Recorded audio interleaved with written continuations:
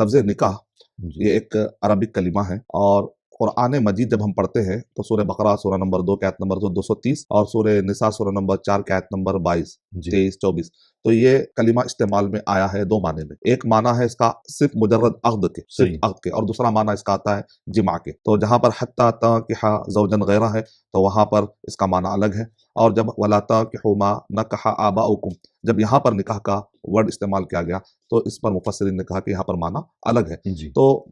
پورے طریقے سے جو نکاح قائم کرنے کے دوران جو ایگریمنٹس ہوتے ہیں، جو عقد نکاح ہوتا ہے اور خانہ پوری ہوتی ہے، اور اسی طریقے سے کیا تم نے قبول کیا، تو پھر اس کے جواب میں آتا ہے کہ ہاں میں نے قبول کیا، جی تو یہ سارے جو الفاظ ہوتے ہیں یہ سارا اس کو کہتے ہیں عقد کو۔ پھر اسی صحیح طرح جمع کے لیے بھی استعمال میں آتا ہے، صحیح، وہ تو ایک ثانوی مرحلہ ایک ہے۔ ثانوی مرحلہ ہے۔ جیسا کہ عرب کے جی لوگ بھی کیا یہ ورڈ استعمال کرتے تھے، جی کیا قرآن مجید کے نازل ہونے سے پہلے جی کیا یہ کلمہ استعمال میں تھا یا نہیں تھا؟ تو ہم کو لغت کی کتابوں میں یہ بھی معنی ملتا ہے، عرب حضرات جی اپنی زبانوں میں کہتے ہیں تناکحت الاشجار، کہ باغ اتنا گنجان ہے، جنگل اتنا گنجان ہے کہ جی درخت اتنے